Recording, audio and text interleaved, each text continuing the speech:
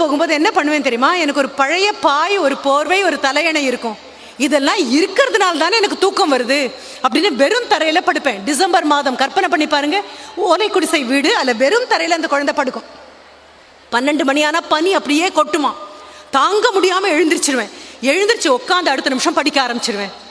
அவ்வளவுதான், 12 மணிலேருந்து படிக்க ஆரம்பிப்பேன். ஏன்னா எனக்கு குளிர் தாங்காது. 12ஆம் வகுப்பு முடிச்சாச்சு. எங்க ஒரு ப்ராடக்ட் அப்படின்னா பிட்ஸ் பிலானி, கற்பனைக்கு அப்பாற்பட்ட ஒரு இடமாக நீயும் நானும் சொல்லக்கூடிய இடம். பிட்ஸ் பிலானி அம்மா கிட்ட வந்து அப்ளிகேஷனுக்கு மட்டும்தான் கேட்குறாரு. அம்மா அந்த என்ட்ரன்ஸ் நான் பாஸ் பண்ணிட்டேன் அப்படின்னா என்ட்ரன்ஸ், பிட்ஸ் என்ட்ரன்ஸ் கிளியர் பண்ணதை காமிச்சே எனக்கு கொடுத்துருவாங்கம்மா சீட். சரி, அம்மா கடன் வாங்கி கொடுக்குறாங்க. அங்கே போகிறாரு. அங்கே போய் உட்காந்துருக்கும் போது பார்த்தா எல்லாரும் ரொம்ப பணக்கார வீட்டு குழந்தைங்க, எல்லாம் தடபடலாம் இங்கிலீஷில் பேசுகிறாங்க. ரொம்ப தாழ்வு மனப்பான்மையாக இருக்குது. அப்போ அவர் நினச்சிக்கிறாராம், நல்ல காலம், அவங்க இங்கிலீஷில் பேசினா பரவாயில்ல, நான் ஊமையாக பிறந்திருந்தேன்னா எனக்கு வாய் பேசவே முடியாமல் போயிருக்கும். ஆண்டவர்களால் ஒரு மொழி பேசக்கூடிய ஆளாவது இருக்கேனே, அது ரொம்ப பெரிய விஷயம். எப்பெல்லாம் நீங்களும் நானும் தடுக்கி விழுந்தாங்க நினைக்கிறோமோ அப்பெல்லாம் ஏறி ஏறி வந்த ஒரு நபர். அதுக்கப்புறம் Indian Institute of Managerial Sciences IIM-குள்ளே போகிறாரு. IIM-குள்ளே போகும்போது அங்கேயும் எல்லாம் பெரிய ஆட்கள். இவருடைய வீடு இன்னும் குடிசை வீடு தான். அப்பவும் தாழ்வு மனப்பான்மை. விடுதியில் தன்னுடைய அறையில் வந்து உட்காரும் போது நினைக்கிறாராம், எப்போ நான் அப்படி ஆவேன், என் வீடு இன்னும் குடிசை வீடு தான், எல்லாரும் என்னை பார்த்தா என்ன நினைப்பாங்க. அதே மனதுக்குள்ளேருந்து இன்னொரு குரல் கேட்குது, தரையிலிருந்து பார்த்தா தானே குடிசை வீடும் மாட மாளிகையும் வேற வேறையா தெரியும். ஆகாய விமானத்தில் போகிறவன் பார்க்கும்போது எல்லாம் ஒரே உயரமாக தான் இருக்கும், அதனால கவலைப்பட வேண்டாம் அப்படின்னு என்ன நானே தேத்திக்கிட்டேன் அப்படின்னு சொன்னார்.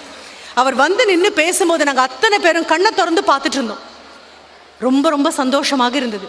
இப்போ தாய் தகப்பனும் ஆசிரியரும் குழந்தைங்களும் இருக்கக்கூடிய சபையில் சொல்கிறேன் நான், கிடைக்காம கிடைச்ச குழந்தைங்க, கிடைக்காம கிடைச்ச கல்வி திருப்பி பார்க்கறதுக்குள்ளே கையை தட்டினோன்னா எல்லாம் காணாமல் போயிடும். அப்படி போக விட போகிறதில்ல. நாம் பக்கத்தில் நிற்க போகிறோம். குழந்தைங்களுடைய தேர்வா நம்மளுடைய பலதையும் தியாகம் பண்ணிட்டு கூட இருக்க போகிறோம். குழந்தைங்க இருக்குது, அதனால நாங்கள் எங்களுடைய கேபிள் டிவியை கட் பண்ணிட்டோம். கேபிள் டிவி இதில் ஒரு பெருமையும் கிடையாது. பக்கத்து வீட்டு குழந்தைக்காகவா நம்ம வீட்டு கேபிள் டிவியை கட் பண்ணினோம்? அவ்வளோ பெரிய ஆட்கள் இல்லையே. நம்ம வீட்டு குழந்தைக்காக தானே. இதை தியாகம்னு சொல்லி நடக்கக்கூட கூடாது. குழந்தை எத்தனை நேரம் முழிச்சிட்ருக்கோ அத்தனை நேரம் பக்கத்தில் உட்காந்து நீங்களும் ஏதாவது ஒரு புத்தகத்தை படிச்சுட்ருங்க. காலையில் 2 மணிக்கு எழுந்திருக்கணும் அப்படின்னா எழுப்பி விடுறதல்ல உங்கள் வேலை. குழந்தை கூடயே எழுந்திரிச்சு உட்காருறது.